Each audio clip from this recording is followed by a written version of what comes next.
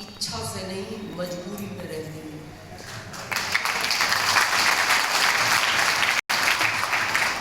ये बड़ा सच है। इच्छा से नहीं, मजबूरी में रहती है। रह क्यों रही है? भारत के संस्कारों में बनी है। जब एक बच्ची की आप शादी करते हो तो देखना, माता पिता बार बार एक ही बात बोलते हैं, बेटा कुछ भी हो रहना वही है, बेटा कुछ भी हो रहना वही है, बेटा एडजस्ट करो, जिंदगी चलती है अप डाउन, कोई फर्क नहीं पड़ता, लेकिन रहना वही बार बार बोला जाता है। इसलिए वो मजबूरी में रहती है। अगर शादी करते टाइम उसको ऑप्शन दे दिया जाता कि जब तक तुम्हें अच्छा लगे रहना,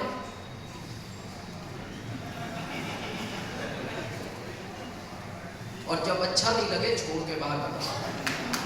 आपको क्या लगता है, आप में 60% लोग आज सिंगल होंगे, 60% सिंगल। और ये बात पता है मैं क्यों कह रहा हूं? मैं भुक्तभोगी हूं, मैं उस दौर से गुजरा हूं। मेरी जब शादी हुई, जिसके साथ हुई, जब उसका जन्म हुआ जिस घर में, उस समय उसके घर में 3 कारें और बंगले थे। जब उसका जन्म हुआ 3 कारें और बंगले थे। इसका कारण उसके पिताजी थे। जब मेरी आंख खुली, मेरा जन्म हुआ, हमारे घर में साइकिल भी नहीं थी। इसका कारण हमारे पिताजी थे। अब हमारी शादी उस घर में कर दी, ये हमारे पिताजी की गलती। शादी हमेशा बराबरी में करनी चाहिए, क्योंकि अमीर ससुराल के अगर फायदे हैं तो नुकसान भी है। अमीर ससुराल का फायदा क्या है? आपको कोई आर्थिक तकलीफ हो तो वो मदद करते हैं। विनोद जी, अमीर ससुराल का क्या फायदा है? आपको कोई आर्थिक तकलीफ हो तो वो मदद करते हैं। नुकसान क्या है? उनकी बहन को कोई तकलीफ हो तो वो एक्स्ट्रा मदद करते हैं।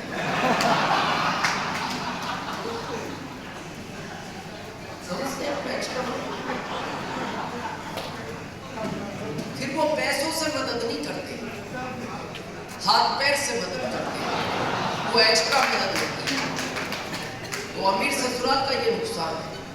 तो कभी अमीर ससुराल अगर गलती से मिल भी जाए, जैसे हमें मिल गई गलती से, तो आपके ससुराल के बीच में डिस्टेंस होना चाहिए, फासला होना चाहिए 20, 30, 40, 50 किलोमीटर का। जितना ज्यादा हो उतना अच्छा है। क्यों होना चाहिए? कभी उनकी बहन उनके भाई को कोई शिकायत करे तो आपको भागने का मौका तो मिलना चाहिए।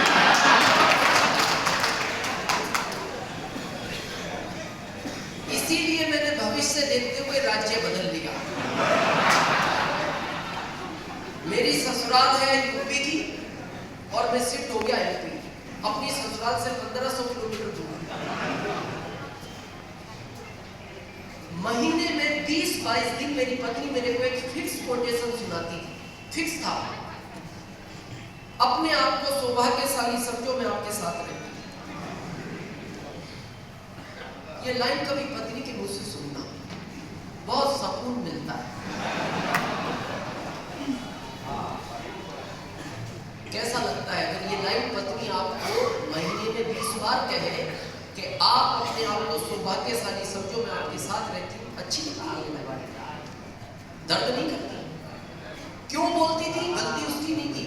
जब आदमी गरीबी से अमीरी की तरफ चलता है तो उसको अच्छा लगता है, लेकिन जब आदमी अमीरी से गरीबी की तरफ जाता है तो उसको दुख होता है। तो मैं तो अपनी जिंदगी में खुश था, मैं नीचे से ऊपर चल रहा था। उसको तकलीफ थी क्योंकि वो उस घर से आके इस व्यक्ति के साथ रहती थी। तो वो बार बार मेरे को एक ही बात बोलती थी, अपने आप को सौभाग्यशाली समझो, मैं आपके साथ रहती। तो मैं बोलता था, तुम ऐसा क्यों बोलती हो? क्यों बोलती हो? ये जीवन है तुम्हारा।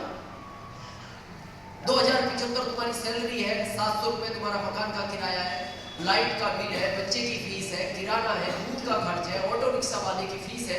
आपके पास बचता क्या है 1 महीने के बाद? तो मैं एक ही बात बोलता था, कुछ अच्छा करेंगे। जिस दिन मेरे को आरसीएम मिला, मेरा पहला महीने का इनकम था 416। प्रोडक्ट कितने थे? ठीक। पैंट पीस क्या बनाती थी? कंपनी केवल पैंट पीस बनाती। तो लोग हमसे पूछते थे सर शर्टों का क्या होगा, तो हम बोलते थे अभी आप पैंट पहन के काम करो, क्योंकि शर्ट कंपनी अभी बनाती है, जब बनाएगी तब पहनाएंगे। उस एक प्रोडक्ट से सफर स्टार्ट किया और एक ही प्रोडक्ट से 7वें महीने में रॉयल्टी निकाला, एक ही प्रोडक्ट, और रॉयल्टी का चेक था 7वें महीने 19,197 में। फिर कंपनी 3 प्रोडक्ट लाई, नहाने का साबुन, कपड़े धोने का और पेस्ट। 3 प्रोडक्ट से मैंने ठीक 8 महीने बाद रॉयल्टी के टेक्निकल निकाला, 3 प्रोडक्ट से। 15वें महीने मेरा चेक था TDS काट के 1,52,000, 3 प्रोडक्ट के साथ। और अगस्त 2007 मेरे ज्वाइनिंग के ठीक 5 साल बाद, अभी फरवरी में जाओगे ना कंपनी से, इतिहास पूछना मेरा, प्रोडक्ट हो गए 20। विनोद जी कितने? 20। और उस समय सबसे बड़ी लीड हुआ करती थी स्टार रूबी, ये सफायर, स्टार सफायर, ये सब अब बने हैं। उस समय कंपनी के पास आखिरी पिन थी स्टार रूबी। ठीक 5 साल बाद मैंने 20 प्रोडक्ट से स्टार रूबी का पिन निकाला, 20 प्रोडक्ट से। और ये था 2007। 2007 में जो मेरा चेक था TDS कार्ड के, वो था 7,80,000 का। ये बात है 2007 की, अभी 23 है। मैं कहना क्या चाहता हूं आपको, एक प्रोडक्ट से ये कमाल हो सकता है, 3 प्रोडक्ट से ये कमाल हो सकता है, 20 प्रोडक्ट से ये कमाल हो सकता है। तो आज आपको पता है आप किस पायदान पर खड़े हो? मेरा ओपन चैलेंज है बिहार को नहीं, इंडिया को, हर डिपो होल्डर को, हर PUC होल्डर को और आप सारे सीनियर को। आज मेरे को कोई RC में एग्जैक्ट बताए कि कितने प्रोडक्ट हैं, एग्जैक्ट फिगर चाहिए, कोई नहीं बता पाएगा, क्योंकि प्रोडक्ट की भरमार इतनी हो गई कि आपको याद नहीं है। और अगर रात याद करके आए होंगे, वो आंकड़ा सुबह बदल गया, और सुबह याद करोगे दिन में बदलेगा, और दिन में याद करोगे तो वो शाम को बदलेगा। यानी दिन में 4 बार नए प्रोडक्ट लॉन्च कर दिए कंपनी एक दिन के अंदर। तो आप किस जगह खड़े हो, क्या कर सकते हो? ये 1 महीने की नहीं, आज की RC उस जगह खड़ा है, ये 1 घंटे की इनकम दे सकते हो अभी करंट में आप RC मार्जिन जगह। लेकिन हम भारत के लोगों का पता है नेचर क्या है, जब तक तकलीफ ज्यादा नहीं आती हम काम नहीं करते। हम भारत के लोग इच्छा में काम नहीं करते, हम हमेशा मजबूरियों में काम करना पसंद करते। इच्छा में हम काम करते ही नहीं, क्योंकि जब हमें पता है काम तो चल ही रहा है, तो सोचते हैं इसकी अभी इतनी सख्त आवश्यकता कहां है, क्योंकि हमें भविष्य की चिंता नहीं है और भविष्य का अनुमान नहीं है। मैं आज आपको बताऊं, आज जो 20 रुपए की आपकी वैल्यू है ना, वो कुछ टाइम पहले 2 की थी। जो आज आप 20,000 है, 10 साल बाद 20,000 की वैल्यू 20 रुपए के बराबर रहेगी, 10 साल बाद। लेकिन हम क्या कहेंगे, उसी समय देख लेंगे, उस समय कर लेंगे, RC में भी क्या जरूरत है? तो आपको उस समय करने कौन देगा? इनको आज बैठने की जगह नहीं मिली,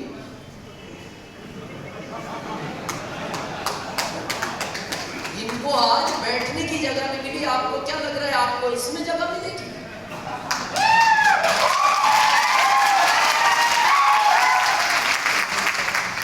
हमारी लाइफ कैसी होगी समझे, और कैसी होने वाली है मैं बताऊं आपको सीरियसली RC के प्रति।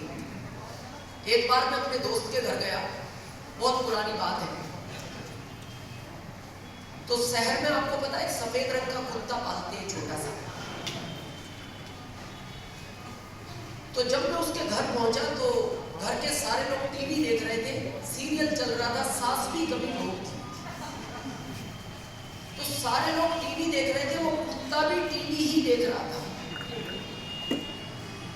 कुछ बेड पे थे, कुछ सोफे पे थे, कुछ कुर्सी पे थे। जैसे ही मैं पहुंचा तो मेरे दोस्त ने मेरे को इशारा किया, कैसे आए हो?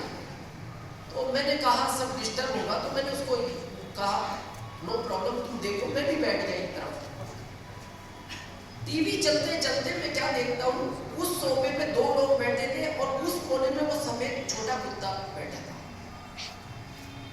तो हर 4-5 मिनट बाद वो कुत्ता आवाज करता था। जैसे ही 5 मिनट में चुप, जैसे 4-5 मिनट में चुप। तो मेरा ध्यान भंग हुआ और उनका किसी का ध्यान भंग नहीं था। तो जब सीरियल खत्म हुआ तो मैंने मेरे दोस्त को पूछा, इसको बीमारी है? बोला नहीं। इसकी आदत है? नहीं। मैंने कहा कि तुम सब टीवी देख रहे थे, ये भी टीवी देख रहा था, तो ये बीच में चू चू क्यों करता है? तो दोस्त ने कहा कि ये जिस जगह कोने में बैठा है, उस कोने में एक छोटी सी कील निकल रही है। वो कील जब इसको चुभती है तो इसको दर्द होता है, और दर्द होता है तो इसकी चू निकल जाती है। तो मैंने कहा जब इसको दर्द होता है तो ये वहां से उठता क्यों नहीं? तो उसने कहा दर्द तो हो रहा है, पर अभी इतना ज्यादा नहीं है कि इसको इमरजेंसी में उठना पड़ेगा।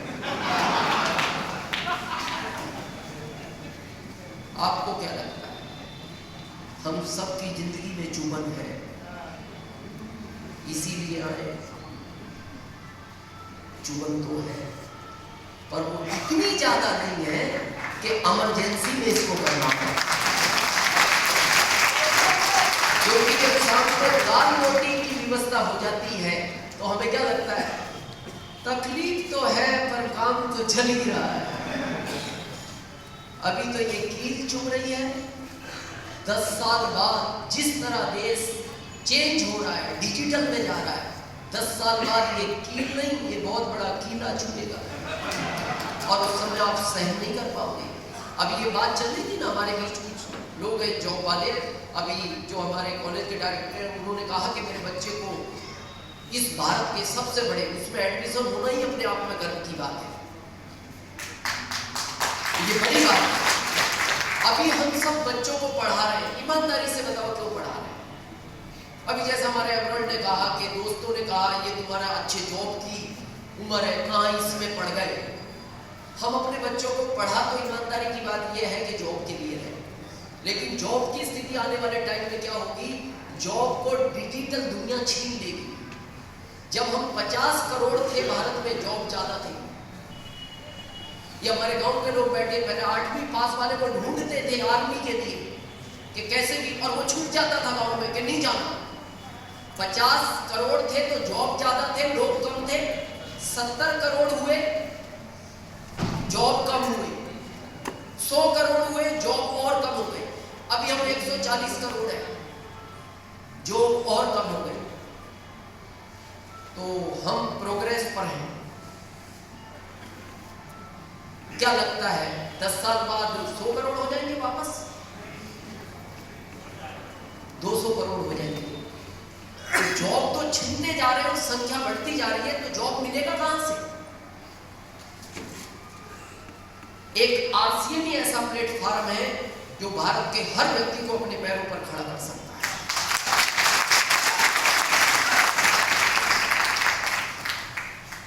अभी वीर कुंवर सिंह जी की बात आई, मैंने सुना नीचे से, पहली बार मैंने सुना उनके बारे में, यहीं से थे वो। 80 साल की उम्र में आपको राजनीतिक आजादी दिलाने के लिए उन्होंने यह गोली खाई। क्या काम था उनको आपको राजनीतिक आजादी दिलाने के लिए?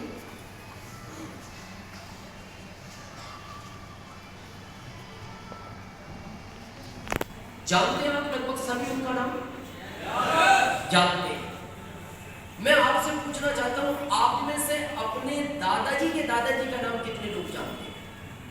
दादाजी के दादाजी का, वो लोग हाथ खड़ा। मैं खड़े होकर पूछूंगा आपसे, खड़ा कर सकता हूं मैं आपको, ध्यान से हाथ खड़ा कर। लगभग 10 हाथ ऊपर है, और ये बात फैक्ट है। मैं भी नहीं जानता, मैं दादाजी के पिताजी का जानता हूं, मेरे परदादाजी का, लेकिन मैं दादाजी के दादाजी का नहीं जानता। मैं भी नहीं जानता, 10 लोग जानते हैं। लेकिन अगर बात की जाए दादाजी के पिताजी का, कोई भी हाथ नहीं। अब प्रश्न आता है, भगत सिंह जी का नाम कितने लोग जानते हैं? महात्मा गांधी जी का, चंद्रशेखर आजाद जी का। अब मैं आपसे पूछता हूं, ये तीनों आपके रिश्तेदारी में आते हैं?